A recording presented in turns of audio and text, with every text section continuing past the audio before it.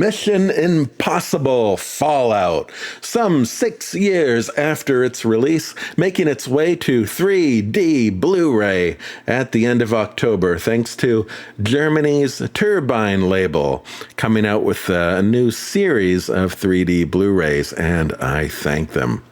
Wowee, they have been making Mission Impossible movies for 28 years now, and this one is the only installment to have a 3D edition. It's a beautiful movie. And at first glance, I wondered if this was directed by J.J. Abrams because there are light flares everywhere. It isn't. He only produced, I'm guessing he produced, light flares.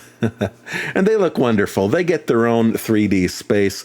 In lesser stereo movies, these light things can sometimes just get painted over whatever object they're obscuring. And you can see in some finer moments, the stereo team struggles to get them completely separated, but for the most part, they sparkle as if they are shining off your own 3D screen. There are so many eloquent, symmetrical pictures in this movie, it's difficult to keep track of them all. Take this. Whatever this is, all this mirrored light, the only sad thing is the reflections themselves don't have the depth that a real mirror surface would. However, there's so much going on and so much separated out in 3D that it doesn't really matter. The spectacle wins the day. Most of this movie is running to or from something, making me tired. Most of that running is through long tunnels or tunnel-like structures or symmetrical roads with rows of light. This is a perfect movie for 3D. Perspective is everywhere. Look at the lines on this street. Many scenes not only play out in fantastic stereo, but look like they were set up for the sole purpose of being seen in stereo. A brief but effective use of this stereo was in this drowning scene. In 3D, we see this powerful wall of water rotate around. It looks big, menacing, and ready to smother. Now, the scene's quick, but I really felt the small space of the truck and this beast of water taking up valuable room.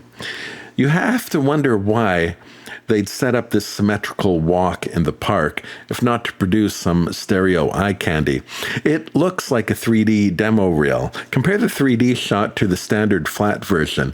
Notice how the conversion team adds a bit of glow on the bench. I presume that was to keep it from blending into their clothes. Not sure why they cut that tree on the far right, and interesting that they seem to take out any bright or dark spot in the tapestry of leaves, going for a consistent look that won't steal attention. Maybe that's why they dulled the color on this steel roof here in this shot. When comparing with the flat version, I was impressed by how surgical the conversion was.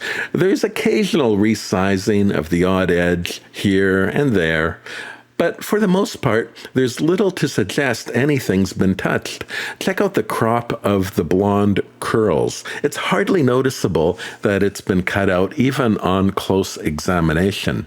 Still, there are some odd discoveries. In this brief office shot, we see on the right, they remove a desk lamp that perhaps blended into that woman's hair. And on the lower left, we see they covered up some light that may have been drawing attention to itself. Our eyes will mistake light intensity as depth, so even if the shape fits, a bright spot can seem to hover above everything.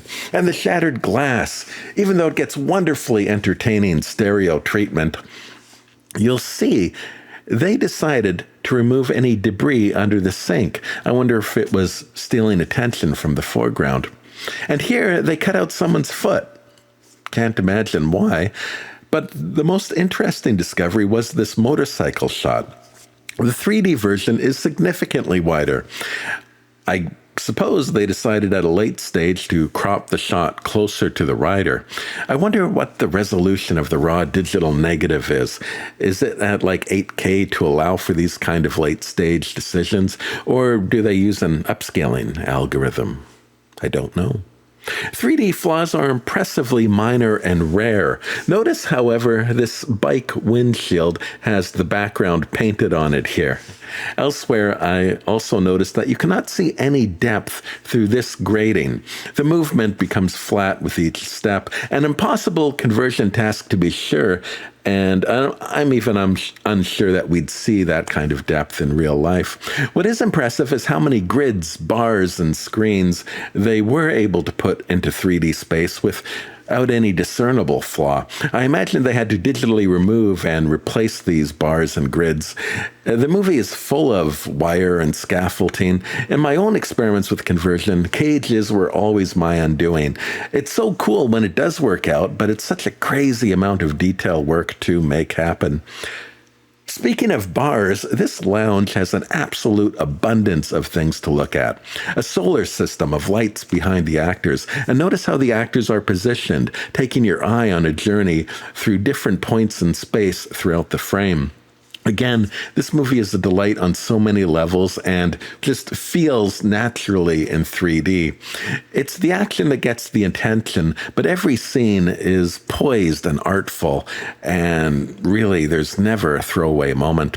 One of the marks of a great 3D experience is being able to see depth of things in the distance. Big things, vista shots, stuff that is so big or so far away that we wouldn't normally get to see it in stereo, and that is where the magic of movies really lies, in showing me things I can't see otherwise. And there are plenty of big, long, open shots that don't hold back on the stereo.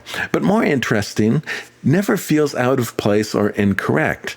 I am always completely sold on the perspective of this world. It never feels funny or odd. There are aspects of the spy technology that are only revealed in this 3D version. Amusingly, the cell phone is given a 3D display, and leaning a bit into the absurd is a light projector also given a 3D display. This perhaps was a rare moment where I felt the conversion went a bit silly. It's obviously light bouncing off a flat brick wall, not a holographic display. Nowadays, with auto-converts, you'll often see pictures and TV displays just like this given inappropriate depth because no one's cleaning up after the AI. And it's thoughtless and cheap-looking. Now, not the case here. This was a decision, and it's kind of a cute Easter egg for the 3D version, and it's fairly mild. But it's interesting how a shot intended to give the impression of high technology can years later give a completely different look.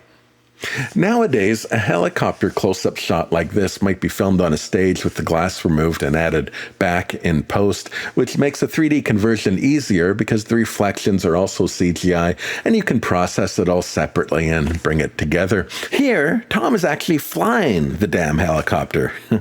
And they gave it specially built camera housings welded to the body of the machine because why not? Nothing on this movie is being done the easy way. And I wonder how the 3D team dealt with the reflections.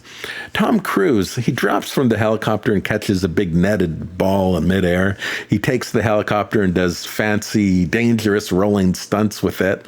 He fights Superman on the edge of an isolated rocky cliff, a real isolated rocky cliff, because why not? In stuntman lore, it's always the small stuff that makes trouble, and for all the splashy, big-ticket moments he gives us, it's a leap that cracks his foot. Oh, that's nasty. Let's see it again. Yeah. There's something wonderful about this being the shot used in the movie. They cut out a whole acrobat scene, but they left in this injury. You can even see him limping away. Just great. Let's see it again. There's an irony in making a 3D review about this movie because years were spent in training and planning to get virtually everything done without any green screen effects.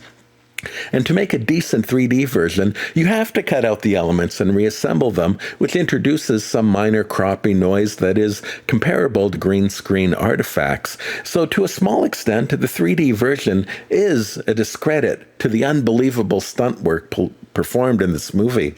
Regardless, I would probably never watch it any other way. There's no better method to feel like you're in the picture experiencing this thrill ride firsthand.